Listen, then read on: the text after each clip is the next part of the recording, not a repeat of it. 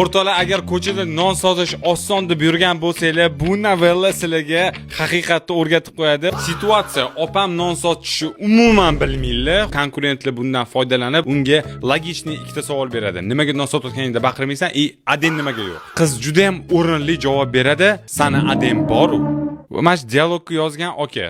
Bo'ldi qiling. Bu narsalar nimagadir qaysidir agentga yoqmaydi. Anu qizdan so'raylar, "Nima sen non sotyapsan?" desa, "Aka qamamay." Anu qizni uyiga borib, kop-katta erkak bilan uyga keldi. Onani savoli, Non sotmasdan nima qilib yuribsan? opa esa 1,5 metrli mostdan tashayotgan bo'ladilar. Mana o'sha most. Bu yerda o'lib ketish uchun qachondir o'zi o'lib ketgan bo'lishingiz kerak edi-da.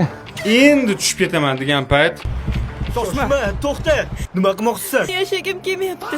Zo'r, lekin bu yerda aynan yashab ketasan-da, o'lib bo'lmaydi. Ishonga mana hamma ustiga ko'zing bilan tushsan, ozgina latiysan. Qara mana. Mana shu narsani birga hal qilaylik. Yo'q, lekin yugurib kelib turib bo'lmaydi. 9 etashqa deyapti. Aniqda onani yuragi уже bir HP bilan qolganda hazillashtingni berishadi-yu. To'g'risi o'zim ko'rib og'zim ochilib ketdi. Hatto men roza edim.